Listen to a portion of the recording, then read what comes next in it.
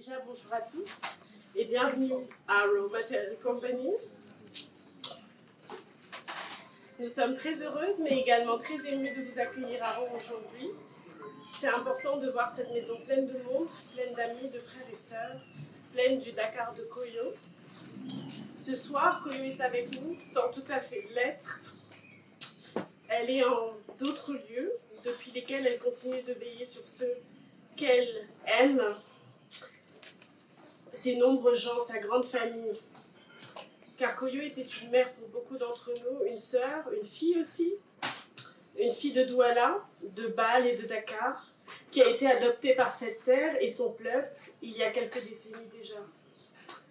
Une terre où elle a créé dans un élan de générosité et de vérité un lieu où l'on peut se rassembler, créer et construire ensemble, un lieu où l'on peut poser les réflexions essentielles de notre temps et où l'on peut se remettre en question souvent, tout le temps.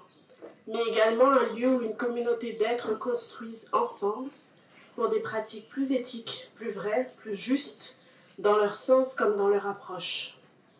Nous avons eu la chance de grandir et de mûrir à ses côtés, et pour ça, nous lui sommes éternellement reconnaissantes.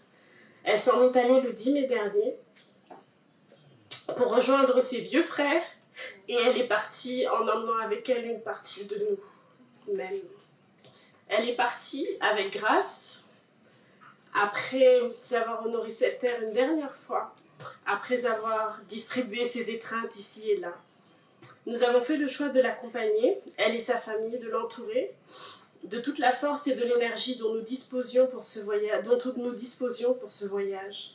Nous avons choisi d'attendre, de respecter leur intimité ainsi que leur espace, et nous lui avons rendu ensemble un bel hommage le 22 mai dernier à Bâle ainsi qu'à Douala. À Dakar, nous allons pouvoir la célébrer le 14 juin prochain, durant ce programme qu'elle chérissait particulièrement à l'Académie. Nous le ferons avec les personnes qui comptaient pour elle ici à Dakar, mais également avec toutes ces personnes qui l'ont connue et qui ont cheminé avec elle dans le monde. Elle savait faire communauté et elle savait le faire partout. Vous recevrez le programme de cette belle fête très bientôt et vous y êtes tous les bienvenus. Et comme Koyo ne nous laisserait pas dormir la nuit si on baissait les bras, nous avons décidé de poursuivre cette mission qui était la sienne et que nous avons fait nôtre en passant le pas de la porte il y a quelques années. Et à travers Raw Academy, nous avons décidé de la célébrer. Donc je vais introduire le programme et les participants de ce programme, et après je te laisse tranquille, Felvin. Donc, Raw Academy est un programme résidentiel et expérientiel qui invite à une réflexion dynamique sur la recherche artistique, la pratique curatoriale et l'écriture critique. Après 10 sessions, dont les 2 dernières se sont tenues hors de nos murs, à l'Institut d'art contemporain de Philadelphie en 2022 et Douala Art en 2023, c'est important pour nous que ce programme reprenne ses quartiers à Dakar, et il se déroulera du 2 juin au 4 juillet. Cette 11e session, elle s'ancre dans les réflexions du symposium que nous avons partagé ensemble en décembre dernier, et qui s'est intitulé de la même façon, l'état des lieux, le sens du lieu, déplacement, replacement, non-placement. J'en profite pour remercier tous les participants au symposium, tous les participants à ce symposium, et en particulier Felvin. Merci Felvin d'être toujours là, depuis très longtemps, et de continuer de l'être aujourd'hui. Et merci aussi à Pierre-Marie-Hélène d'être avec nous aujourd'hui. Pour cette session, les intervenants invités incluent l'anthropologue et l'historien Abdelrahman Sek, qui a fait sa session aujourd'hui et qui présentera son programme ou son séminaire demain, l'architecte et anthropologue Senafme Kofi Aboujinou, l'historienne et commissaire d'exposition Samia Heni, l'historienne interdisciplinaire, activiste et organisatrice sociale et politique Dr Sonia Vaz-Borges, la chercheuse et designer et professeure d'architecture Maïli Loko, et enfin Ali Beta, musicien, commissaire d'exposition, cinéaste et fondateur de Kounou Laboratoire Imaginaire, qui nous accueille à Kounou pour la dernière semaine de l'Académie. Merci Ali pour ça. Les participants sont Abderrahman Hadja, Aïcha Alioubima, Amabé, Catherine Annabé Lali, Fogar Femma Cornelius, Zaz Yelouhi, Lorraine Louise Doua, Younes Ben Sliman, Massouka et Fawota Morto. Ils seront parmi nous pendant les prochaines semaines. Ils viendront à votre rencontre dans vos lieux pour aussi découvrir cette scène que Koyo Chéri s'éteint. Donc je vous remercie, on vous remercie, chacun, chacune pour votre présence, votre générosité, votre bienveillance, pour les nombreux messages, les repas portés, l'affection donnée et toute cette belle énergie qui circule dans ce lieu. Et je te passe la parole, Féline. Merci beaucoup.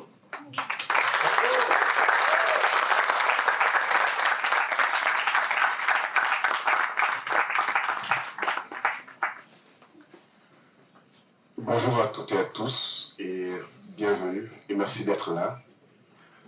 Donc l'académie de cette année, comme vous le savez, toutes et tous est marquée par la disparition de Koyo et l'invitation à penser le sens des lieux qui nous est faite se fera sous le signe de son absence. L'absence d'une présence solaire, celle de Koyo qui a pensé, rêvé et imaginé ce lieu. Aujourd'hui, nous faisons en communauté pour prolonger sa trace lumineuse. Les questions que nous aborderons, celles de nos manières d'habiter la ville, le monde, le cosmos et divers sens, celles de la teneur et de la qualité de nos liens, celles de l'hospitalité, celles des apprentissages, sont des questions qui lui tenaient à cœur et qui étaient aussi l'objet de son travail. Donc c'est très peu dire que cette académie lui sera dédiée, lui est dédiée. Elle se fera l'écho de son geste, de sa manière de faire lien, et d'inlassablement construire des communautés affectives, électives, sensibles et solidaires. Pour suivre la toile que Koyo avait brillamment commencé à tisser, en renforcer la texture, en élargir la trame, est la tâche difficile et exaltante à laquelle nous attellerons. Nous nous attellerons à cette tâche par amitié, affection, par fidélité, par communauté de pensée et de préoccupation.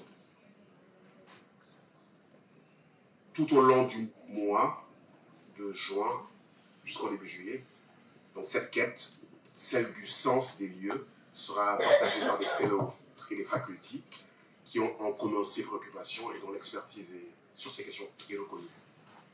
Abdourahmane Seck, Samia Heni, Sename Kofi, Maïling Loko, Souniavaz Khamodorres, Alibeta, Koulous, Onikeku, Ogenisha, toute l'équipe de RAW et moi-même accompagneront les fellows sur 5 semaines.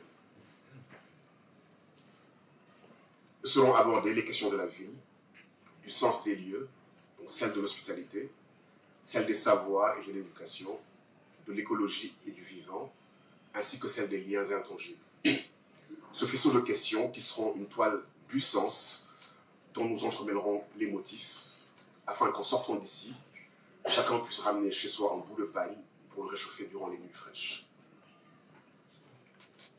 Nous le savons, notre relation au monde est grandement déterminée par la manière dont nous occupons les espaces, les configurants et les habitants.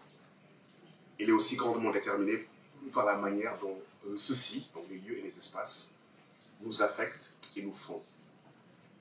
Aussi, j'aimerais interroger dans ce propos le rapport que nous entretenons avec les lieux, les espaces, les territoires que nous habitons et traversons, dans lesquels nous séjournons durablement ou pour un temps, les tissus de relations que nous tissons avec nos entours, la place que nous y occupons, la manière dont nous créons et sommes créés par les lieux, dont nous apprenons et construisons nos expériences. Ces topographies peuvent aussi être sensibles, oniriques, poétiques et imaginaires. Les lieux rêvés n'en sont pas moins réels, nous habitons leur texture et ils configurent nos réalités.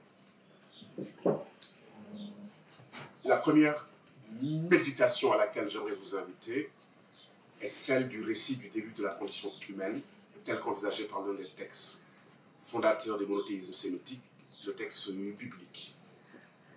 Selon cette tradition, la condition humaine commence par une chute, celle du couple primordial, Adam et Ève, liée à la transgression d'un interdit. L'aventure humaine serait ainsi marquée par la nostalgie du Jardin d'Éden, ce lieu originaire qui nous fut dérobé, et par la chute dans ce monde dans lequel nous fûmes précipités. D'abord, l'étonnement du couple originel devant les éléments et leur présence. Les eaux, l'air, les montagnes, les rivières, les fleuves, les plaines étalées, la végétation et sa luxuriance, les déserts et leur irradiance. Le ravissement du regard qui se pose sur ces vastitudes.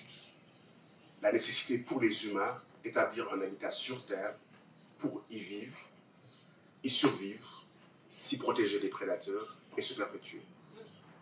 Celle aussi de trouver et de garantir les moyens de la subsistance, mais aussi celle de tisser des songes et des rêves éveillés. Lorsque s'ils s'épuisent les moyens de la subsistance, errer et quêter d'autres lieux. Puis un jour, arrêter l'errance dans le pays de Nod. Cette première méditation porte sur l'arrêt de l'errance qui nous fit construire des villes. Elle est aussi une réflexion sur la perte de l'étonnement. C'est une méditation sur la ville comme lieu que nous créons pour cesser de quêter des lieux qui nous furent donnés d'abord et développés ensuite dans le mythe biblique. Il semblerait que les villes soient apparues dans la haute antiquité, entre 3500 et 1500 ans avant Jésus-Christ, dans les régions fertiles du Nil, dans le royaume de Couche, dans les plaines alluviales de la Mésopotamie, entre le Tigre et l'Euphrate, mais également aux abords du Gange et du Yangtze.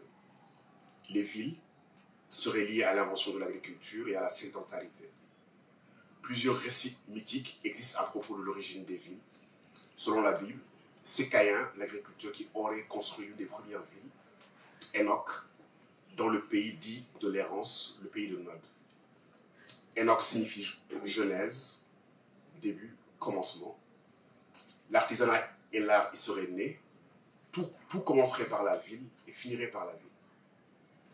La ville est ainsi le symbole de la perfection du monde à venir, mais également celui de la perdition de l'humain lorsque sa volonté de puissance l'aveugle. L'épisode de la tour de Babel est là pour nous le rappeler. Cependant, la ville est surtout l'œuvre humaine par excellence. S'y déploie la dialectique de l'un et du multiple, de la diversité et de l'altérité. L'humain, depuis sa chute, est condamné à y vivre et peut-être à s'y réaliser ou s'y perdre. Qu'elle soit antique, médiévale ou moderne, la ville est cet espace de déploiement et de concaténation de la vie individuelle et sociale. Elle est un espace configuré afin que les nécessités de la vie commune, la sécurité, l'éducation, l'économie, les voies de communication s'y articulent au bénéfice de ses habitants. Elle n'est cependant pas que fonctionnelle, elle est aussi le lieu d'une aventure collective orientée vers des finalités sociales, politiques et culturelles. Il y a l'idée d'y faire corps. Le corps social est plus que la somme des individus qui le composent. Il relève d'un projet de vie commune, un projet commun de vie commune, qui va au-delà du souci fonctionnel. On pourrait même dire qu'une ville est un projet d'édification d'une cité idéale. Le continent africain a un taux de croissance d'urbanisation qui ne cesse de s'accroître. Aujourd'hui, 471 millions, soit environ 50% des Africains habitent dans des villes. Les projections font de l'Afrique le continent le plus peuplé en 2050, avec plus de 2,2 milliards d'individus, devant la Chine et l'Inde. En 2030, Lagos aura 25 millions d'habitants, Kinshasa 16 millions, Le Caire 14 millions, Dakar 7 millions. Plusieurs défis se posent aux villes africaines présentes et futures. Ils sont spatiaux, environnementaux, démographiques, sécuritaires. Leur prise en charge nécessite une planification urbaine, une gestion de l'espace, de l'eau, des déchets solides, des voies de communication, et une prise en charge des questions écologiques subséquentes. Ces défis se posent déjà aujourd'hui avec acuité à ceux qui ont en charge l'aménagement de nos villes. Il y a cependant plusieurs niveaux de lecture de la ville. Une lecture technique, urbanisme, aménagement, architecture, une lecture sociale, une lecture symbolique de la cité est possible. J'aimerais plutôt envisager la ville comme le lieu où se lisent nos conceptions de la vie commune, ainsi que nos imaginaires.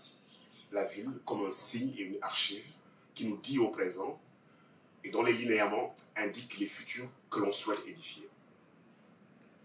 Les villes africaines sont des territoires, les configurations y sont mouvantes. et d'importantes reconfigurations sociales, culturelles et démographiques, ils sont actuellement en cours. Ce sont des corps vivants, engagés dans des processus de croissance et de métamorphose.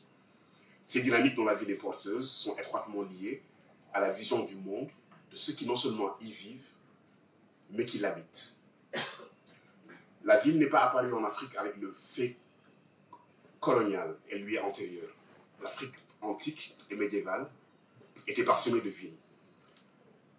Kerma, le capitale de Kouch, fut fondée 25 siècles avant notre ère, 2500 ans avant Jésus-Christ. Dans l'Afrique médiévale, plusieurs grandes villes existent. Gao, Tombouctou, Benin City au Nigeria. Elles étaient plus peuplées que Lisbonne, Venise et Londres. Elles avaient leur singularité. Certaines étaient des villes du désert, bâties sur des plaines sablonneuses, d'autres autour des oasis ou sur les rives des fleuves. D'autres comme Walata, dans l'empire du Ghana, sont des villes caravanières.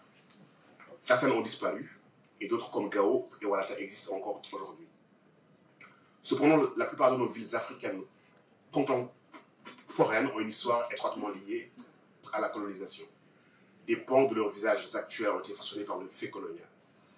La plupart des villes coloniales ont été construites contre les habitants et configurées pour les nécessités de l'extraction des ressources. Frantz Fanon décrit dans Les damnés de la terre Alger comme une ville compartimentée et ségrégée. Les matrices originelles, mythiques et symboliques des villes africaines sont cependant antérieures au fait colonial. Comment ces espaces survivent-ils dans nos configurations actuelles, contemporaines? Est-il possible d'édifier nos villes sans détruire leurs matrices originelles? Comment l'expérience de nos villes est-elle affectée par la globalisation économique et culturelle? Celle-ci peut à la fois enrichir et altérer nos espaces. Ainsi, comment dans la manière dont nous pensons nos villes, ne pas être une chambre d'écho d'un monde, des fois en déliquescence, et comment dans notre manière d'habiter les lieux, ne pas simplement subir le monde. Comment ne pas uniquement inscrire notre geste dans le vertige du mimétisme absolu.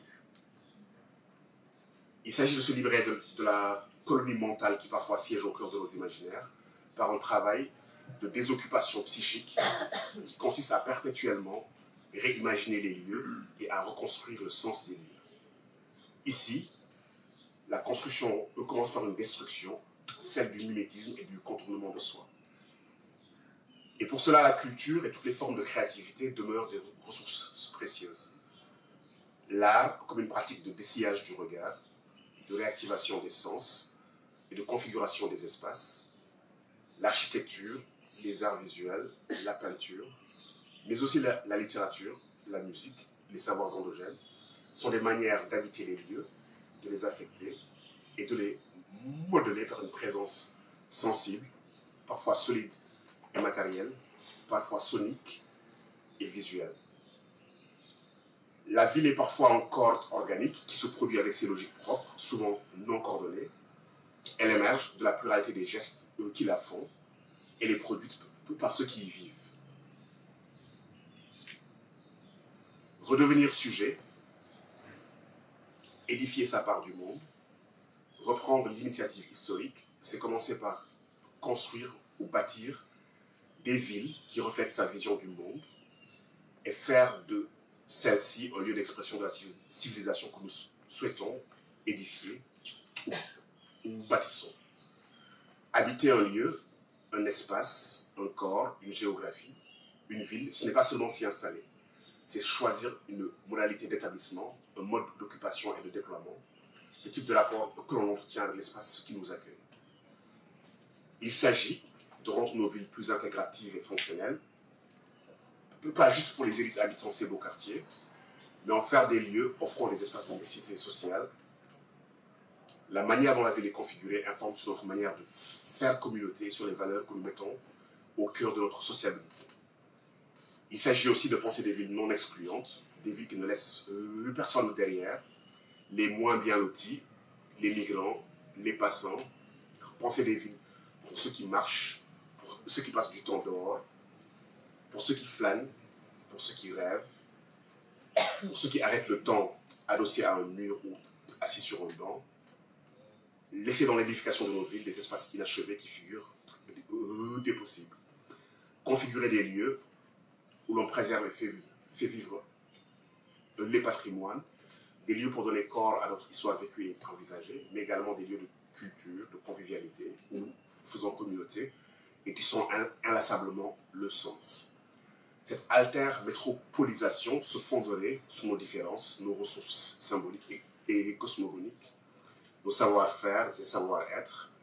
Elle produirait ainsi de nouveaux communs urbains, et il s'agit enfin de faire de nos villes des villes ouvertes et hospitalières qui assument et désirent leurs conditions cosmopolites. Puis un jour, il faut quitter les lieux, nécessairement, puisque l'errance reprend. Le voyage comme une nécessité régénératrice. Le voyage pour renouveler les ressources, élargir les imaginaires, réanimer la vie, car bien que ces lieux où nous vivons nous permettent de nous épanouir, des fois, ils peuvent constituer les foyers de nos dessèchements. Ils peuvent devenir nos tombeaux. Ceux d'une mort lente et programmée. Ceux de la dévitalité, lorsque les ressources viennent à manquer.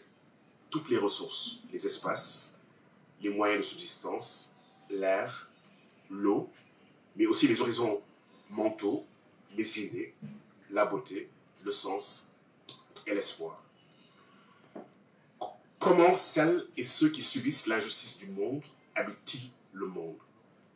Ou comment ceux qui n'ont pas le luxe du déracinement, ceux qui ne voyagent pas au risque de leur vie, ceux dont l'errance est immobile, font-ils l'expérience d'un monde dont la vastitude leur est refusée? Il y a des lieux qui retiennent captifs les prisons, les camps de transit, les populations déplacées par des conflits dans des camps de réfugiés. Selon les rapports des ONG, il reste en moyenne 17 ans. Les demandeurs d'asile dans des pays d'accueil sont obligés d'occuper des lieux sans les avoir désirés. À toutes ces personnes, l'obligation est faite d'habiter des lieux qui entravent leur liberté et souvent dépérissent la vie. L'impérieuse nécessité, ici, donc dans ce cas, est celle du déplacement. Le déplacement comme une pratique de la liberté, le mouvement qu'il implique permet la reconfiguration et l'élargissement de l'espace. Le marron quitte le domaine et la plaine, il gagne la montagne et la forêt, il y invente un territoire et les pratiques de vie, il se désancre des lieux, pratique de désencastration, geste contre-totalitaire. Lorsque la fuite est impossible, que faire? Affecter les lieux par des pratiques qui le rendent vivable, qui lui corrodent son inhospitalité et qui en allègent les pesanteurs. Habiter ses songes et ses imaginaires, recourir aux richesses préalablement constituées dans ces mondes intérieurs, même dans les lieux de la grande déshumanisation, la cale du bateau négrier, le goulag, les prisons, les humains ont continué à y produire de la culture pour rendre supportable la vie. Ici, la culture est une ressource intime, elle permet d'habiter des mondes inhospitaliers. Il arrive, hélas, que la culture ne suffise pas, que le sol vous soit dérobé. Signe des temps crépusculaires que nous vivons, il y a des peuples à qui l'on refuse le droit à la terre, le droit d'habiter, le droit à la vie. Résister contre son anéantissement devient alors une nécessité. Et ici, je pense aux Palestiniens qui vivent dans la bande de Gaza. Cette méditation sur le sens des lieux ne saurait faire l'impasse sur la manière dont nous habitons le lieu primordial qui permet nos vies et qui est notre biotope. Donc c'est la question de l'écologie. Réfléchir ou penser à la question de l'écologie est primordial car le lieu que nous avons rendu vulnérable est notre foyer écologique que nous appelons nature. Par nos gestes, par notre fait civilisationnel, par la manière dont nous habitons nos environnements, nous hypothéquons les conditions de reproduction de la vie sur Terre. Certes, nous le faisons de manière inégalitaire, mais de façon certaine. Une question qui se pose est comment sortir de ce que Malcolm Ferdinand nomme l'habité colonial. Ce geste résulte-t-il d'un fait civilisationnel, donc cette habité, ou est-il engrammé profondément dans la psyché humaine? Dans notre longue quête pour pérenniser, nous, humains, nos vies sur Terre, nous édifiâmes des villes et construisîmes le monde. Puis, fille de notre démesure, de notre hubris, vint la crise, spirituelle d'abord, écologique, social, économique, environnemental ensuite. Un climat qui se dérègle, une économie monde et des modes de vie qui accélèrent l'entropie du vivant, une civilisation qui décivilise et qui met en péril les conditions de reproduction de la vie sur Terre, ainsi que sa pérennité. Une civilisation techno-capitaliste qui accélère les risques d'écocide et de futuricide. La crise civilisationnelle dont nous faisons l'expérience et qui doit nous pousser à repenser notre rapport à la vie, à la mort, à la terre, est une crise dans notre manière d'habiter notre foyer écologique originel qui est la terre. Habiter les lieux, c'est d'abord habiter la terre. Le lieu primal et définitif. Il s'agit de sortir du déni d'appartenance à la terre qui nous amène à souhaiter éradiquer l'altérité de la nature en la soumettant à notre volonté exclusive. Reconnaître l'altérité des choses naturelles, leur caractère donné, c'est reconnaître les fondements autres qu'humains de notre être, c'est assumer la réalité physique et sensible du monde, et c'est ainsi seulement que nous pourrions habiter la terre sans la détruire. Reconnaître les fondements autres qu'humains de notre être au monde et en tirer toutes les implications. Il s'agit pour cela de prendre la mesure de la continuité entre les humains et la nature, mais aussi l'agentivité propre de cette dernière. Il est certes impossible d'éviter tout rapport instrumental avec la nature, mais il est possible d'admettre la part irréductible, indisponible de la terre, ainsi que son agentivité. Aldo Léopold nous rappelle que notre vocation n'est pas de maîtriser et de dominer le monde vivant, mais de reconnaître que nous sommes des membres à part entière de la communauté biotique. Notre existence dépend des systèmes d'assistance qui sont à la fois humains et non humains. Les relations complexes qui constituent la vie corporelle doivent nous amener à ne plus seulement envisager l'idéal humain, mais à nous occuper de l'ensemble complexe des relations sans lesquelles nous n'existons pas. Nous ne pouvons subsister sans les mondes biologiques et ces formes sociales de vie que sont les assemblages humains non humains. En finir avec la désalliance avec la Terre nécessite de rompre avec les cadres intellectuels fondés sur les grands dualismes, nature-culture, corps-esprit, esprit-matière. Pour mieux habiter la Terre et faire communauté avec ses vivants, avec le tout vivant, avec ses habitants, Gaston-Paul Effard, Hervé Yangem et le regretté Lionel Manga nous invitent à une éthique animiste et à cultiver une écologie des liens. Celle-ci permet de se libérer des cadres conceptuels et imaginaires fondés sur la désalliance. Leur philosophie animiste nous invite à repenser les fondements éthiques et philosophiques, ainsi que les imaginaires de notre rapport au vivant. Comprendre et prendre acte du fait que notre condition d'humain vivant est consubstantiellement liée à celle du vivant et aux interactions que nous entretenons avec lui, engage à coopérer avec les communautés des existants en établissant des relations de mutualité avec ces derniers, fondées sur la réciprocité, le soin et la réparation. On peut habiter le monde, la terre, de manière forte, impétueuse et destructrice, mais on peut aussi l'habiter de manière fluide, réversible, fugace et amovible. Conscient de notre condition de passant, laisser au monde sa part inconstructible. Le déshabiter, parfois, et considérer que nous n'habitons pas seulement la terre, mais que celle-ci nous habite. Une éthique de l'hospitalité ouvre la communauté à tous ceux qui ont droit à ses soins, c'est-à-dire à tous les êtres vivants, et à toutes les communautés d'existants. Donc celles-ci, toutes les communautés d'existants, y sont autorisées, elles y ont droit à la vie. Avant de m'acheminer vers la conclusion, j'aimerais évoquer un lieu, le corps humain, qui est notre première interface avec le monde, et réduire ainsi la focale de l'espace à cette délimitation originelle. Le corps humain est un lieu duquel il ne nous est jamais donné de sortir, sauf les serrères. Et les peuls des fois. L'espace auquel l'intégralité de l'existence nous condamne, dans ce corps humain, lieu multiple, lieu physique, lieu intime, il est un foyer d'engendrement, un lieu d'expression esthétique, une paroi de transmission du sensible, un espace de représentation, un objet relationnel. Habiter les lieux, c'est d'abord habiter son corps et déployer ses potentialités. Le tatouer, maquiller, masquer, transformer, il peut devenir un corps utopique. Danser, il devient ce corps dilaté qui inscrit des formes fugaces dans l'espace, qui l'habite de manière amovible, irréversible.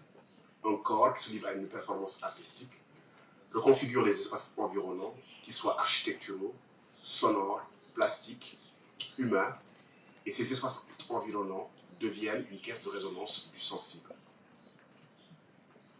Le réceptacle des significations, le corps est aussi le lieu de l'intangible. Il est parfois le lieu de l'absence, du manque, de la plénitude. Les pratiques artistiques en aiguisent l'essence, la réceptivité et la distributivité. Le corps est à la fois un territoire et une topographie, et on peut infiniment affiner un sens des lieux. Dans le temps d'une vie, nous passons par une multiplicité de lieux. La maison familiale, l'école, le quartier, les lieux de travail, les lieux de loisirs, les territoires où nous vivons, les régions où nous voyageons, parfois les pays que nous visitons, ou ceux dans lesquels nous séjournons. Les lieux changent, y compris ceux que nous ne cessons de sillonner quotidiennement. Ils évoluent, se métamorphosent, imperceptiblement, ou parfois pour nos regards éteints, par l'habitude et les routines. Les lieux se déplacent, même lorsqu'ils semblent immobiles. L'affectation d'un lieu ne dure qu'un temps, celui d'un songe, d'une dimension d'un temps pleinement habité, d'une présence qui creuse son sillon et inscrit dans la durée une qualité de présence. Koyo a affecté ce lieu durablement, et sa disparition nous rappelle que les lieux, inéluctablement, se métamorphosent. Aussi, à nous d'apprendre à habiter leur nu, même si inlassablement, nous les restaurons et les revitalisons. Nous ne pouvons habiter les lieux que par la qualité d'une présence que nous maintenons vive pour un temps, celui de notre passage dans cette dimension de l'existence et l'expérience que nous en faisons. Je vous remercie pour votre attention.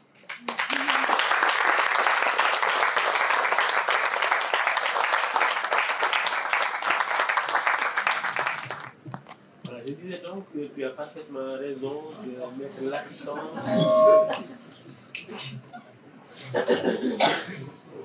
sur la relation de réciprocité qui existe entre les villes et les humains et la manière dont, de façon très réciproque, justement, il y a cette relation qui existe entre nous, puisque de la même manière qu'elle nous détermine d'une certaine manière, nous les hantons d'une certaine manière. Et la présence de Koyo, dont tu as fait part pendant ta présentation, est un exemple véritablement éloquent de ce que veut dire hanter un lieu par son absence.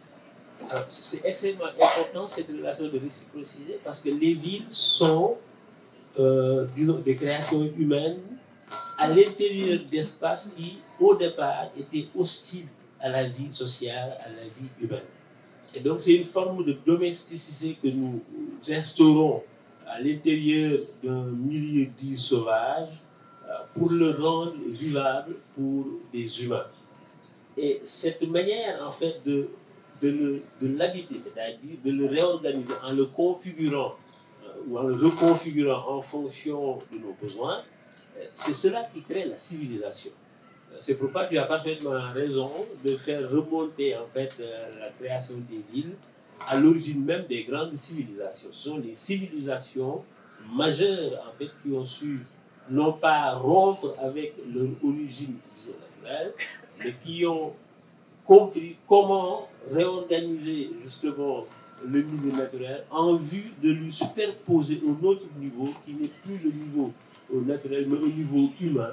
Au niveau humain qui ne doit pas être coupé en fait de ses racines naturelles, exactement comme tu l'as dit, parce que c'est la grande crise que nous vivons aujourd'hui, qui est la crise des villes, en fait, n'est qu'une conséquence de cette grande coupure entre nature et culture dont tu as parlé, et qui a fait qu'à un moment donné, les humains se sont sentis comme des étrangers sur Terre, parce qu'ils ont su, en fait, construire un milieu qui leur est propre, et ils ont cru que, justement, ils pouvaient donc vivre dans ce milieu tout en ignorant tous les liens invisibles qui les liaient, justement, à leur origine. Il y a à ce niveau une sorte d'entêtement à persister dans cette erreur qui est quand même très, très suicidaire. Et pendant que tu parlais, je pensais à un film qui s'appelle Don't Look Up, qui est un film très métaphorique qui parle en fait de la crise écologique, mais à partir justement de notre lieu. Imagine justement des météores qui filent droit vers la Terre, qui viennent heurter la Terre, et donc parce qu'ils vont détruire la civilisation. Alors on les voit venir, mais on fait comme si de rien n'était. Et donc, finalement, le choc a eu lieu, et certaines catégories d'individus avaient cru qu'ils pouvaient, justement, leurs moyens financiers pouvaient leur permettre d'aller vivre sur une autre planète. Alors, quand ils ont été sur cette planète, ils ont trouvé des animaux qui étaient justement très friands de la chair humaine. Ils ont été bouffés. C'est très métaphorique, mais ça dit quelque chose de la manière dont nous refusons de voir justement la crise à laquelle nous devons faire face. Tous ceux qui suivent en fait les rapports du GIEC le savent. C'est-à-dire que si nous continuons dans la logique qui est la nôtre, c'est très simple. Les conditions qui auront rendu la vie possible sur Terre seront complètement transformées et ce sera la fin de l'humanité. Mais il y a une sorte d'entêtement à ne pas voir ça, comme si justement nous étions comme dans ce film, nous refusons de regarder aussi dans le ciel, nous refusons donc de faire face à nos responsabilités. Et les crises des villes sont de ce point de vue-là une illustration parfaite de ce que l'humanité est en train de vivre. Et je te remercie beaucoup d'avoir mis l'accent sur ça, parce que c'est une des grandes questions auxquelles nous sommes aujourd'hui.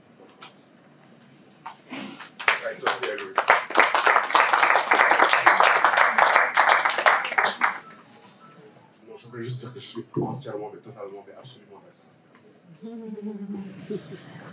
Merci, Kevin. Donc, je nous fais invisible, je suis caché par les arbres. Est-ce que habiter un lieu, ce n'est pas être nomade? Parce qu'à l'intérieur de notre habitation, nous le sommes quand nous déplaçons effectivement des objets, quand nous recomposons notre habitat. Est-ce que habiter un lieu, ce n'est pas tout simplement pour l'humain être son nomade?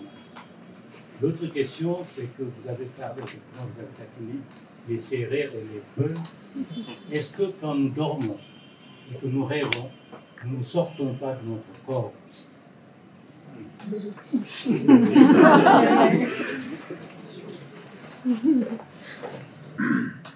C'est bien un peu qui dit ça.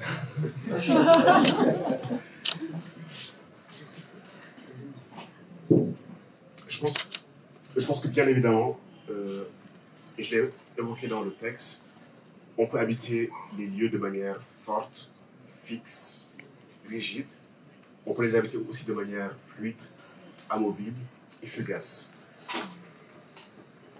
Et ce que je crois profondément, c'est que le couple habité et déshabité fonctionnent ensemble. Et de toute manière, la manière dont les humains ont peuplé la Terre, ils ont habité des foyers écologiques. Lorsque les ressources ne suffisaient plus dans une niche, ils ont déshabité des lieux, puisque ces lieux n'étaient plus hospitaliers, et ils sont allés ailleurs, habiter d'autres lieux, pour justement y configurer les nécessités de la vie. Donc le mouvement est une manière d'habiter. On peut habiter dans l'espace de la fugacité. On peut s'établir, s'ancrer et se désancrer. Et dans le texte, j'évoque la nécessité de renouveler donc la sève, de renouveler les élans. Parce que les lieux que l'on habite longtemps peuvent être des lieux du dessèchement, peuvent être des lieux de l'étouffement, peuvent être des lieux de l'entropie. D'où la nécessité donc de les élargir, de les dépasser. Et il y a plusieurs raisons spirituelles, intellectuelles, philosophiques, politiques et sociales qui font que l'alternance entre l'habité et le déshabité est une forme de respiration qui est nécessaire dans la manière dont on investit les lieux. Sur le rêve, je suis entièrement d'accord. Je pense que la réalité d'une présence n'est pas simplement physique et matérielle. Et le moment où l'on rêve, le moment où l'on est dans un autre temps, dans un autre lieu, dans un autre espace, dans des espaces intermédiaires, ce sont des moments aussi durant lesquels on sort de nos corps, de la prison de nos corps, on voyage. Et je pense que c'est raison, les alcoolars, ils sortent de leur corps. Hein, ils vont ailleurs et ils reviennent. Parole de serré.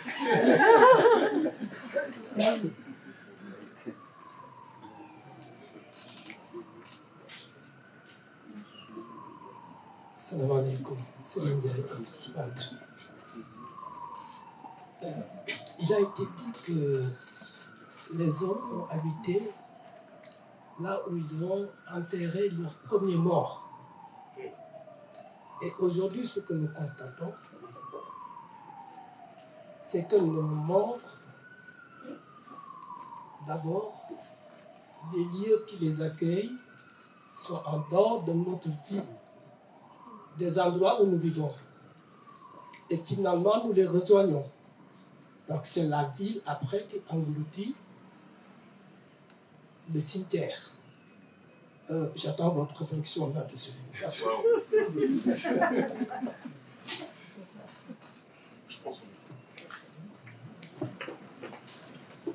Sorry, je ne connais pas trop en cimetière, mais ce que je peux dire, c'est que oui, il semblerait que le fait d'enterrer ses morts est un fait de civilisation.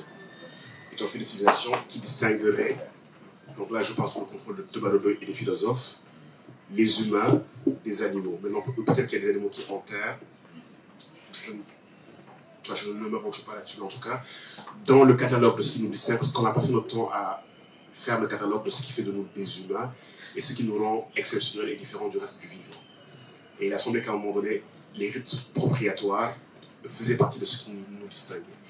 Et que peut-être même, enterrer signifiait la conception d'un au-delà, d'un ailleurs, d'une vie qui continue plus tard, et d'un temps qui ne s'arrête pas dans cette dimension-là. Maintenant, nous avons des problèmes de démographie, d'urbanisme, et les cimetières sont de plus en plus sous pression des vivants, qui ont besoin des espaces de terre pour habiter. Et il me semble aussi que dans les temps qui sont les nôtres, le rapport à l'inhumation a beaucoup évolué. Il y a des peuples qui incinèrent, qui n'ont pas de cimetière et qui ne rentrent pas les corps à la terre.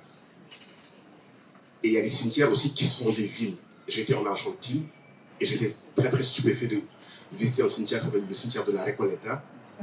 J'étais même choqué parce que les tombes ont la taille de demeures et de maisons. Entre les tombes, il y a des rues, on peut marcher. Et ici, nous avons l'habitude de voir les cimetières très humbles, les tombes au ras du sol, avec un sentiment de finitude et d'insignifiance, et d'humilité, et d'humus, et de retour à la terre. Et là-bas, à Buenos Aires, je veux dire, le cimetière, c'est une ville, dans la ville, quoi, et on peut marcher dans les rues, aller à gauche. Donc, le sentiment que j'ai, c'est que ce rapport à la dépouille est un rapport qui s'est métamorphosé dans le temps. C'est un rapport qui s'est différencié selon les cultures, les traditions, les régimes de spiritualité. Et c'est aussi un rapport qui va être de plus en plus marqué par le manque de terre, par la pression sur le foncier, par la pression sur la terre. Et que peut-être là, il y aura des formes inédites qui vont émerger. Je ne les vois pas au Sénégal pour l'instant, parce que si on est très attaché à notre forme traditionnelle d'inhumation et liée à nos religions, à nos cultures, etc. Mais dans d'autres endroits du monde, ce rapport à la terre-là est de plus en plus interrogé. Et la réflexion qu'il suscite chez moi, c'est cette réflexion de Hannah Arendt sur le fait que nous voulons couper le cordon ombilical avec la terre, que nous voulons déconditionner la condition humaine. Que depuis un certain temps, la modernité, l'homme moderne,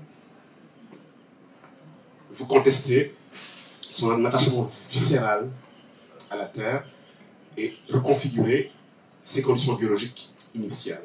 Donc le transhumanisme, c'est ce qu'il nous raconte comme histoire, être les sujets de notre corps, de notre biologie, greffés, décomposants, et surtout ne plus être tributaire de notre dette fondamentale avec le bios ou le biotope. Et je pense que ces configurations que j'appellerais plus que esthétiques, mais imaginaires, ces nouvelles configurations imaginaires, j'ai le sentiment qu'elles auront, en tout cas dans le temps et dans les espaces, des influences sur le rapport à l'inhumation, à ce qu'on appelle un cimetière. Et que la question du corps ici, elle se posera différemment. Et que peut-être, on inhumera des corps de plus en plus immatérialisés. Puisqu'on, je ne sais pas si c'est une bonne ou mauvaise chose, mais il semblerait que l'on avance vers ça. Bon, merci beaucoup, Fabien, pour la belle présentation. Il me semble justement que Dakar, c'est un endroit très propice pour penser cette question de sens de lieu. Moi qui habite quartier Koussou, je parle en connaissance de cause. Tu as un peu mis l'accent sur la ville comme un espace privilégié pour penser comme un espace de laboratoire pour la société, pour le projet collectif de vivre. Mais il me semble important de nous rappeler que ce n'est pas seulement les villes qui jouent ce rôle. C'est aussi vrai pour les villages, les espaces ruraux, où aussi ce sont les laboratoires pour penser comment vivre ensemble et comment vivre en relation avec la terre. Et si on pense à cette ville africaine dont tu as évoqué, Kinshasa, Dakar, cette croissance incroyable de la population, ce n'est pas seulement lié au changement démographique, mais c'est aussi lié à l'exode rural. Et c'est lié à, d'un certain point de vue, la faillite d'un modèle de développement rural ou l'absence d'une politique là-dessus. Et si vraiment ce problème de repenser notre relation avec le reste de la communauté biotique, comme tu l'as appelé, si on veut vraiment repenser ça, je me demande si une précondition pour repenser la ville, ce n'est pas plutôt repenser le village, repenser les espaces ruraux. Donc je me demandais quelle place ce genre d'espace ils ont dans ta réflexion. Merci beaucoup.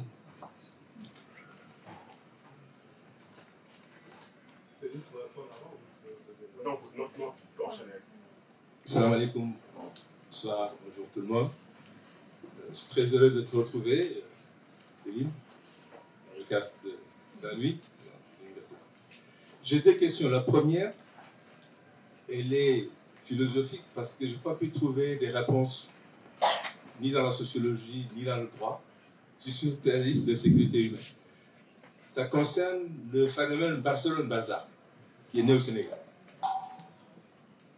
qui dépasse tout le monde, hein, les Européens, les Africains, les sociologues, les anthropologues, les sécuritaires. Et tu as d'accord avec toi sur la rupture des binarités sédentaires nomades. En réalité, les vrais sédentaires, métaphoriquement, ils sont dans les cimetières. Et donc, il vaut mettre dans la nomade sédentaire, parce que sédentaire, évidemment, c'est au cimetière et c'est la mort. Donc, autrement dit, l'absence de mobilité correspond à la mort. Est-ce que ce n'est pas ça qui pousse nos jeunes qui disent qu'ils ne trouvent plus de raisons de vivre dans l'ici, en raison de plusieurs choses qu'ils ont pointées, notamment la corruption, mauvaise gouvernance, qu'ils prennent des risques en connaissance de cause. Ce n'est pas des suicides qu'ils font en se jetant dans la mer pour arriver dans un endroit où ils espèrent trouver une vie au risque de mourir parce qu'ils considèrent qu'ils sont déjà morts là où ils sont. On s'est posé cette question dans plusieurs ans, on n'arrive pas à trouver une solution. Certains disent que c'est des suicides, je ne dis que ce n'est pas des suicides. Le suicide, c'est quelqu'un qui explose sa vie parce qu'elle n'a pas de sens. Quelqu'un qui, parce qu'il veut représenter quelque chose, être quelque chose, prend des risques. C'est plutôt héroïque, hein, autrement, ce qu'ils font. Pour nous qui sommes dans des situations confortables, on a du mal à comprendre. J'aimerais bien avoir ton point. La deuxième, elle est une question à la fois philosophique et économique, et tu as la chance d'être les deux. C'est aujourd'hui le dilemme entre la survie de l'humanité, entre l'utilisation des énergies fossiles, qui était à la base de l'industrialisation, et tous les chercheurs sérieux de l'écosystème disent que la croissance n'est plus possible.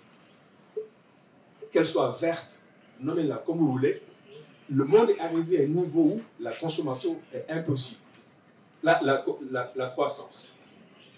Et sur 8 milliards d'individus, 7 milliards ne consomment pas, ne sont pas nocifs à l'humanité pour l'instant, parce qu'ils ne consomment pas. Et 1 milliard d'individus dans les pays riches consomment et sont responsables de cette crise dans laquelle.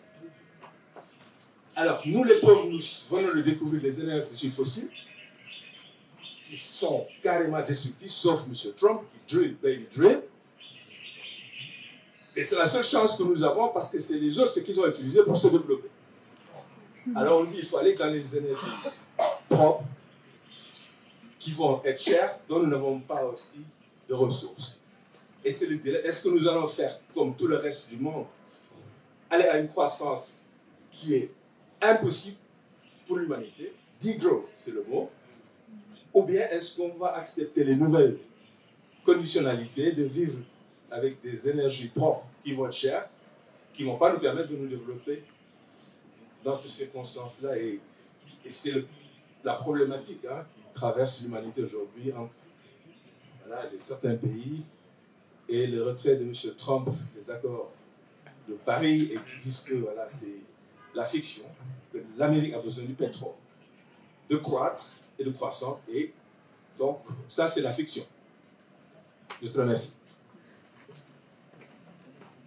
Par rapport à la première remarque, tu as vraiment raison. C'est-à-dire qu'il faut penser les espaces ruraux, et j'ai fait l'impasse sur les espaces ruraux. À un moment donné, quand j'étais en train d'écrire sur la ville, je me suis posé la question, je me suis dit, tiens, tu parles de ville, il y a 50% d'Africains qui sont dans le monde rural. Après, j'ai continué la réflexion en me rassurant, en me disant que pour moi, la ville était une métaphore de l'espace de vivre ensemble. Ce n'était pas la ville dans le sens de l'urbanité. Mais en même temps, je me suis dit que la tendance de la métropolisation, c'est la grande tendance. Aujourd'hui, on est à 50-50, mais dans quelques années, on va basculer de l'autre côté. Donc peut-être, il fallait penser à la ville à venir, puisqu'il semblerait que ces espaces-là vont évoluer vers des villes, et que peut-être que même la différenciation ruralité-urbanité, elle va être à interroger à nouveau. On a des formes de conurbation, on ne sait pas ce que c'est en fait. Et y compris dans la ville, l'exode rural vient avec ses pratiques issues de la ruralité, les recompose avec des pratiques d'urbanité, et que peut-être là, il y a un tiers lieu à penser dans une catégorie qui n'est ni la ville, ni la ruralité. Mais tu as absolument raison, c'est une impasse que j'ai faite dans la réflexion. Mais je pense que la question que tu poses au fond, c'est la question de l'habiter. C'est-à-dire que comment habiter de manière harmonieuse, comment habiter de manière équilibrée, de manière féconde, des espaces. Après, on pourra réfléchir sur la manière dont on les dénomme, quoi. Et ville ou pas ville, et peut-être que si on prend ville comme ce que Weber disait, quoi, espace de tentative de production d'une civilisation, même si ce terme est connoté problématiquement, vu une certaine histoire, mais l'idée de la civilité, l'idée de l'espace où ceux qui habitent à l'intérieur sont ceux qui respectent les règles. Donc, du coup, ceux qui ne respectent pas les règles sont dehors, donc on les met au banc, la banlieue, on les bannit, etc., etc. Et cette idée de sédentarité. Mais je pense que les deux sont nécessaires. Et tu as absolument raison. Alors, je suis d'accord avec le fait que l'absence de mobilité correspond à une forme de mort et une forme d'entropie. Effectivement, quoi, que le mouvement, c'est la vie. Et que être assigné à ne pas être mobile, c'est être assigné à être dans son processus anthropique. Et que bien évidemment, on a beaucoup insisté sur les motivations économiques, sociales, qui sont réelles, mais j'ai toujours cru et pensé, et j'ai eu beaucoup de discussions avec Ali Beta qui a travaillé sur la question, qui a fait des films là-dessus, qui a été filmé, les gens qui prennent les pilotes qui vont en Espagne. Les motivations, elles excèdent fondamentalement les motivations économiques. Et généralement, on met l'accent là-dessus, c'est normal, il faut le faire, mais il y a des motivations psychologiques, anthropologiques, historiques et culturelles qui rentrent dans ce geste-là. Et peut-être réaffirmer déjà tout simplement que la mobilité est un droit fondamental des humains. Et que, en même temps qu'on n'a pas envie de voir les jeunes de ce continent aller mourir dans les déserts, aller mourir dans la Méditerranée, en même temps, je pense qu'il y a quelque chose à faire d'un point de vue géopolitique pour que les jeunes de ce continent aient le droit à la circulation, qu'ils puissent aller et venir en toute sécurité, qu'ils puissent découvrir le monde, qu'ils puissent faire leur expérience du monde, qu'ils aient un usage du monde, qu'ils puissent, comme tout le monde, ne pas être confinés dans la géographie du continent et que le voyage ne soit pas un voyage qui engage votre vie en termes de risque. Ne serait-ce que faire l'expérience du monde, ne serait-ce que la découverte. Si j'enlève les autres motivations. Je veux dire, être un être du monde. Être un être du monde. Et là, il y a une profonde inégalité de possibilités d'expérience du monde sur laquelle je pense qu'il y a un travail à faire. Peut-être que aussi, vouloir partir, pour toutes les raisons que tu as évoquées, qui sont réelles, changer de statut social, ne correspondre au canon de la réussite dans son espace, accéder à un volume de ressources financières et donc symboliques, exister dans les termes qui ont été configurés dans les lieux d'où l'on vient, le fameux taqui, amener les parents à la Mecque, ajouter un étage à la maison, etc., etc. Épouser la plus belle du quartier. Et des raisons de ce genre sont à considérer, mais peut-être qu'aussi il y a aussi une raison fondamentale qui est celle de vouloir continuer à naître. Continuer à naître, la naissance ne finit pas lorsqu'on coupe le cordon ombilical, elle finit lorsqu'on va au bout de son aventure individuelle et personnelle, lorsqu'on fait l'expérience profonde de sa vie, de son altérité, et aller au bout de son chemin, et aller au bout de ses potentialités, en tant qu'humain. Les Tanzaniens disent, ceux qui ne voyagent pas sont assis sur leur destin. Donc, déployer son destin. Donc, il y a peut-être aussi quelque chose de ce désir-là, à travers une configuration qui sera ton propre chemin initiatique, te réaliser pleinement, tenter ton aventure, affronter tes dangers, le Sahara, le désert, Calais, y arriver au bout d'un certain nombre d'efforts et de peines, et devenir qui on était en potentialité. Nos sociétés n'ont plus de rythme initiatique, n'ont plus de moment où elles éprouvent le passage d'un âge à un autre. Et en pays sérère, à Nyonyo, à un moment donné, ça s'appelait Nyomale, au Palolé. Et les jeunes qui ne partaient pas étaient raillés par les autres. Ils manquaient de courage, ils ne tentaient pas l'aventure, ils restaient dans le village, ils végétaient. Donc braver cette interdiction-là, prendre tous les risques, c'était aussi une manière de passer par un chemin initiatique qui mettait sa vie en risque, avec l'idée que le sentiment de vie n'est jamais autant vibrant que quand la vie sent qu'elle est en risque et en danger.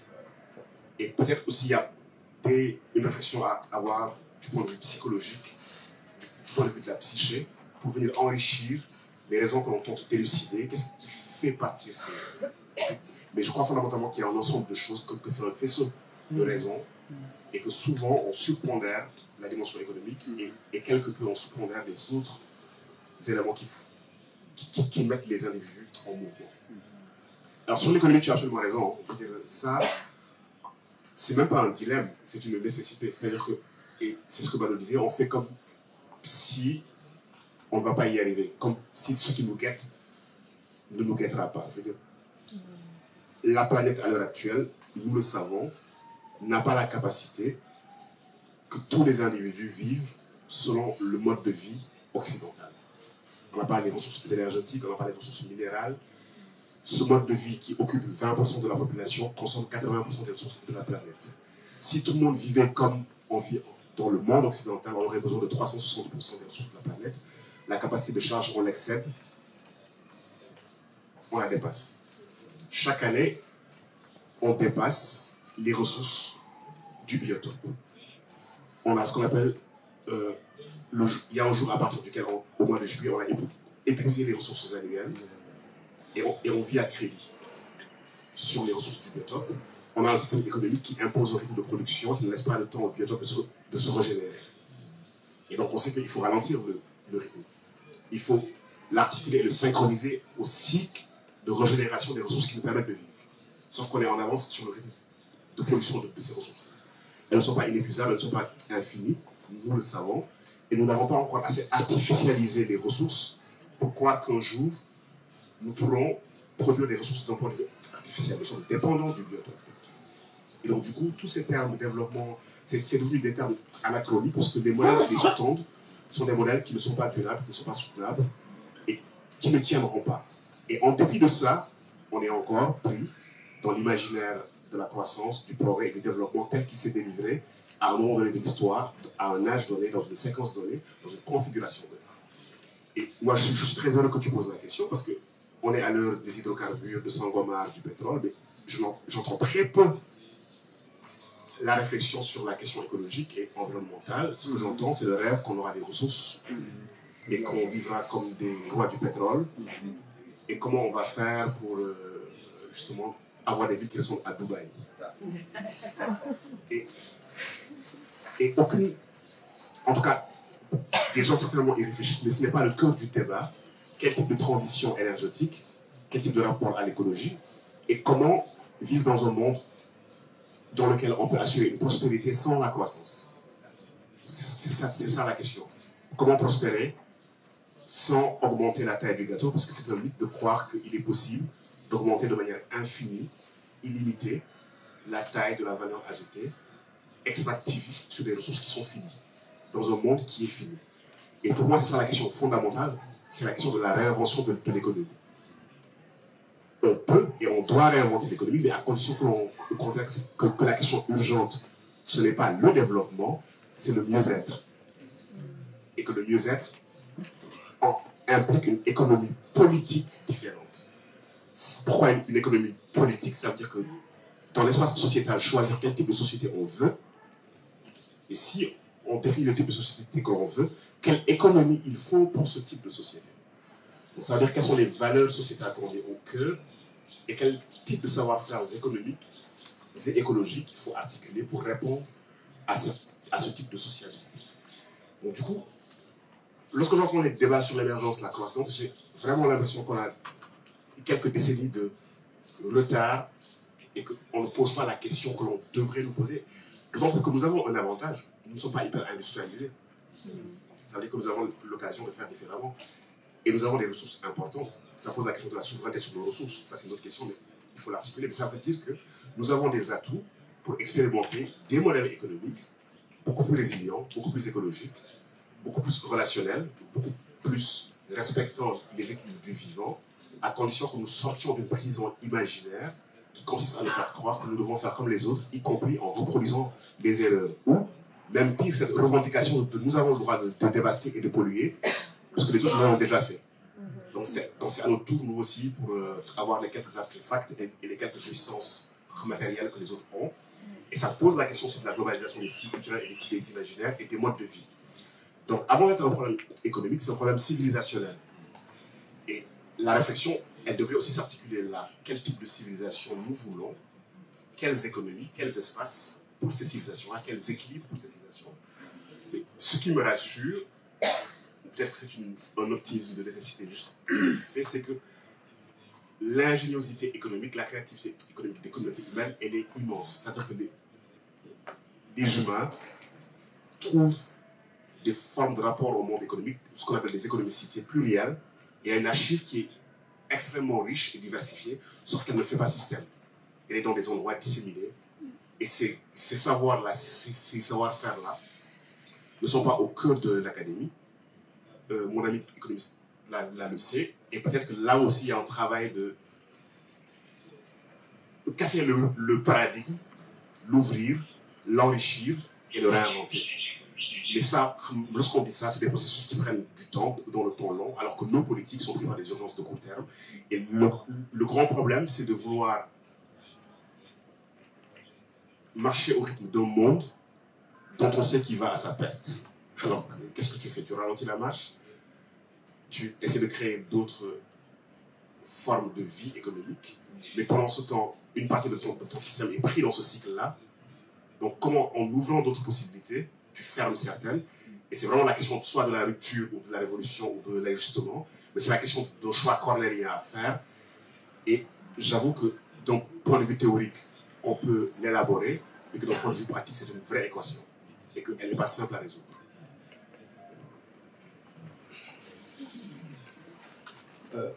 Merci Félix pour cette belle présentation. Voilà, la dernière réponse était la réponse à la première question que je voulais poser sur l'économie, la croissance et l'articulation. Mais je discutais avant avec Jean-Charles Tal tout à l'heure de l'architecture. Et aujourd'hui, la ville se transforme de manière. On a une architecture. L'architecture de la ville se transforme complètement. Et il y a cette violence qui est derrière, qui exclut les habitants de manière symbolique. On est dans une ville, on marche, on change même sa manière de marcher, parce que les immeubles, là, on se dit, mais est-ce que ça va pas nous tomber sur la tête? On reste là, mais ça nous exclut de la ville aussi physiquement. Aujourd'hui, de plus en plus de gens sont sortis de la ville, sont dans les périphéries, et d'autres envisagent. Ça semble irréversible. Ça semble. Je dis ça semble parce que on se dit, ben, on veut devenir comme Dubaï, c'est comme ça la modernité, entre guillemets. Parce qu'on a opposé tradition et modernité, par exemple. Comment articuler ce besoin d'habiter la ville, mais de manière à résister, à ne pas se perdre d'une certaine façon, parce qu'elle se transforme physiquement sous nos yeux et que ça a un impact sur les imaginaires, sur la façon de voir les choses. J'aurais bien aimé que Jean-Charles réponde à cette question. C'est un vrai CV. Oui, je veux bien que tu nous aides à répondre à la question. Juste une phrase et puis je te donne le micro avant de passer à Sidibé. En fait, la question que j'aurais... Je vais ajouter une question à la tienne et on va laisser Jean-Charles répondre. En fait, la question que j'aimerais poser à Jean-Charles, lui qui observe la ville depuis plus de 40 ou 50 ans bientôt, c'est que fondamentalement, qui produit la ville? Ici à Dakar, qui sont les grands producteurs? Est-ce les urbanistes? Est-ce les individus qui, par des logiques qui viennent du bas, produisent la ville? Ceux qui ne sont pas prévus dans le plan de l'urbanisation? Quelles sont les dynamiques qui sont celles qui dominent? Et peut-être qu'à partir de ça, on pourra tenter une solution.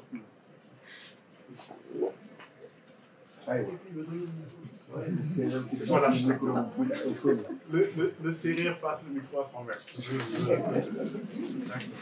Alors, c'est une question qui est c'est un peu difficile d'y répondre, pour une raison simple. C'est que ce que nous appelons nos villes, comme tu l'as dit tout à l'heure, on a beaucoup de villes qui sont issues du phénomène colonial. Et donc qui ont été mises en place dans nos systèmes, pas pour l'intérêt de nos pays, pas pour l'intérêt des populations, mais par rapport à un intérêt exogène, des gens qui sont venus de l'extérieur et qui ont voulu exploiter nos villes. Et en réalité, la chose qui est très drôle, c'est que quand on parle des villes africaines, on va parler de Dakar, d'Abidjan, de Conakry, etc. Mais il y a très peu de gens qui connaissent Ouattara. Il y a très peu de gens qui connaissent Tombouctou, Gao, et qui se rendent compte qu'au Moyen-Âge, Tombouctou était une ville plus grande que Londres. Donc, on a complètement détruit le phénomène des villes autochtones. Et aujourd'hui, pour répondre à ta question, je me suis moi-même posé la question. Je vais répondre déjà en te disant non, ce n'est pas les urbanistes qui produisent les villes africaines. Ce n'est pas les architectes non plus. Aujourd'hui, d'après c'est l'autorité pour l'informatique de l'État, je crois, qui a fait une étude. Et on sait qu'à Dakar, les architectes font 7% de ce qui se fait. 93% de ce qui se construit, il fait sans architecte. Et quand on dit ça, on se dit, bon, ce sont les gens qui sont pauvres, qui n'ont pas beaucoup d'argent. Mais aujourd'hui, le bâtiment qui est tombé à Touba, j'ai lu dans les articles aujourd'hui que le propriétaire a offert 31 millions de francs CFA aux familles des victimes. C'est pas un pauvre. L'immeuble qui est tombé aux Almadies, à Ngor, ce qui s'est passé, c'est que l'immeuble existait, quelqu'un est venu pour construire à côté, il a commencé à creuser, et en creusant, il ne sait pas, enfin, ou il ne savait pas, je ne sais pas, mais ils ont enlevé la terre, et en enlevant la terre, ils ont tiré la terre qui était sous l'autre bâtiment, qui n'avait plus de fondation, et le bâtiment s'est effondré également. Aujourd'hui, quand on regarde les problèmes qu'on a dans les villes, ils viennent essentiellement, malheureusement, de ce qu'on appelle les promoteurs immobiliers. C'est eux qui font la ville aujourd'hui. Parce qu'on a un programme de... Maintenant, c'est 500 000 logements qu'il faut faire. Apparemment, c'est ce qui est prévu par la politique de l'État. 500 000 logements, comment ils le font? Ils identifient des terrains et ils donnent à un promoteur un terrain en lui disant « Toi, tu devras faire 1000 logements. Toi, tu devras faire 2000 logements, etc. » Il n'y a aucune réflexion fondamentale sur ça. les architectes, les urbanistes, les ingénieurs ne sont pas associés à cette réflexion. Et malheureusement, c'est comme ça qu'on fait. Et vous avez raison, ce n'est pas que nos villes, nos villages aussi, c'est la même chose. J'ai fait le tour de pratiquement tous les villages de la partie ouest du Sénégal. Je recherchais une architecture traditionnelle. Dans les pays sériens, pratiquement toutes les cases ont disparu. Il y a en Casamance, il y a quelques cases encore, mais les cases à un pluvium viola qu'on donne comme exemple, je crois qu'il y en a 3, et qui sont en train de tomber en ruine. Les gens ne construisent plus avec la terre, les gens construisent avec du ciment. Première chose, dès que vous dites construction, on vous dit ciment. Il est arrivé de proposer à des gens que je considérais comme très intelligents, de leur faire une maison en terre, dans un endroit où il fait extrêmement chaud, et je me disais, bon, c'est pas nécessaire de climatiser. Les gens m'ont regardé en me disant, mais tu veux nous faire revenir au village. Et pour rebondir sur ta réflexion par rapport à Dubaï, j'ai eu la chance un jour de discuter avec un président de la République du Sénégal. Et il m'a dit, qu'est-ce que vous pouvez faire pour nous aider par rapport à la croissance urbaine? Je lui ai dit, monsieur le président, pour moi c'est très simple. Interdisez à nos ministres d'aller à Dubaï. Parce que dès qu'ils viennent à Dubaï, ils veulent refaire la même chose. Et aujourd'hui, je ne sais pas si vous vous rendez compte, mais dans tous nos projets de développement, regardez, Diamniadio, on nous dit c'est une ville intelligente. Moi, je veux bien, mais une ville intelligente qui est faite, on met des immeubles de bureaux, où au départ, les immeubles sont occupés alors qu'il n'y a pas d'eau. Ce que vous devez savoir, c'est qu'à Diamniadio, au début, les occupants n'avaient pas d'endroit pour faire leurs ablutions, pour se laver simplement. Donc, vraiment, on a un problème aujourd'hui de redéfinition de ce que doit être notre espace urbain. Et je suis content que tu l'aies dit tout à l'heure, c'est d'abord un problème civilisationnel. Qu'est-ce que nous voulons faire de nos civilisations? Qu'est-ce que nous voulons faire de nos villes? Qu'est-ce que nous voulons faire de nos villages?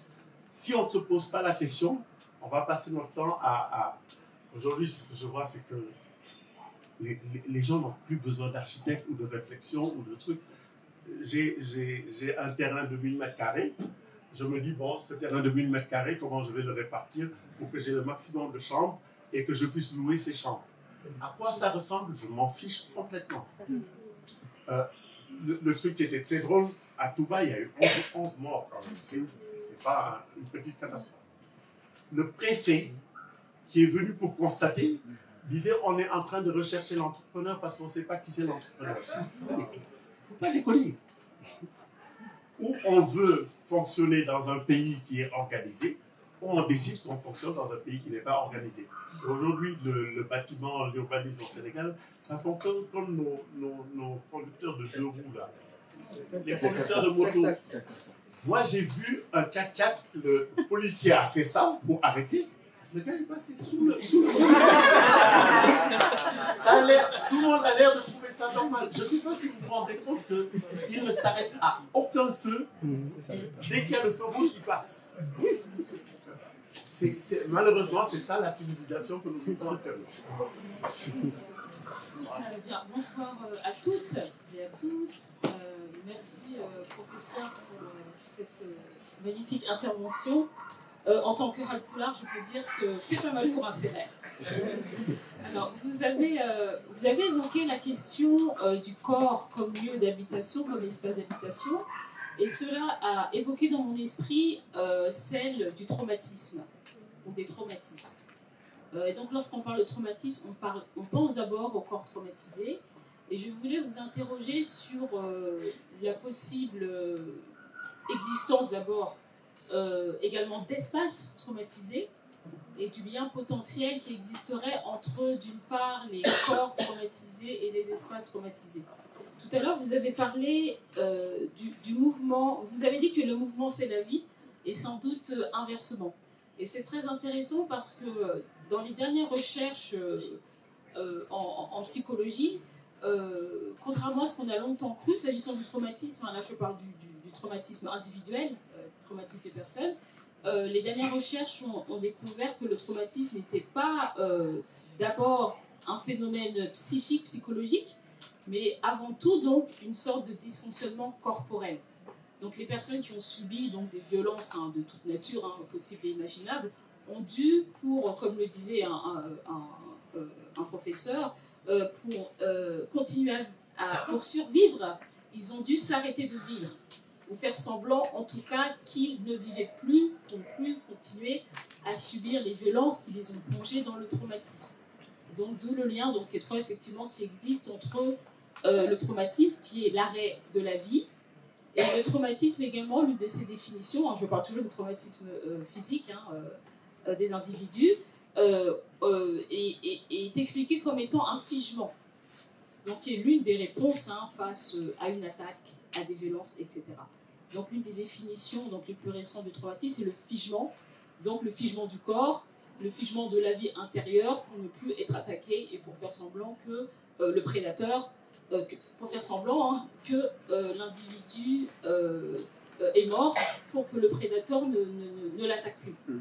Et donc, je voulais vous interroger sur peut-être le lien potentiel ou une circulation potentielle entre les corps traumatisés et les espaces traumatisés. Espaces traumatisés par les différentes violences, par les différentes destructions engendrées, je pense notamment aux espaces qui sont les espaces colonisés, qui sont des espaces détruits, violentés, violés, etc., avec les personnes qui les habitent également forcément. On sait qu'il existe également des traumatismes transgénérationnels, donc qui vont se transmettre de génération en génération, et ça c'est scientifique, c'est pas un mythe.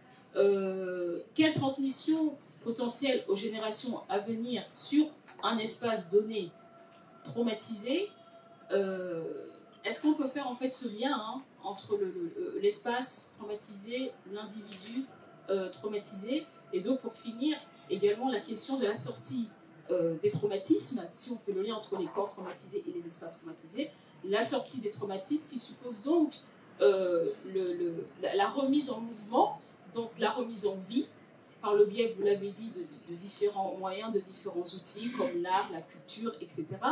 Et donc, et là, juste pour finir, il y a quelque chose il y a une question qui m'a toujours interpellée.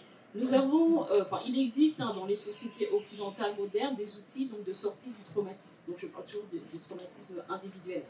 Et donc, mon interrogation, à laquelle j'ai jamais eu de réponse, c'est quels sont, dans nos sociétés traditionnelles, ancestrales, les différents mécanismes existants de sortie des traumatismes.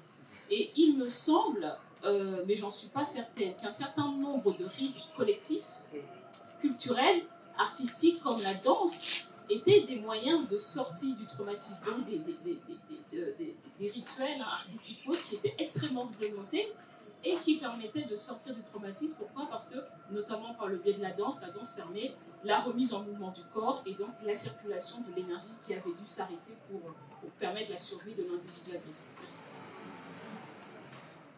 Merci beaucoup, Felvin. C'est toujours avec beaucoup de plaisir que je te retrouve.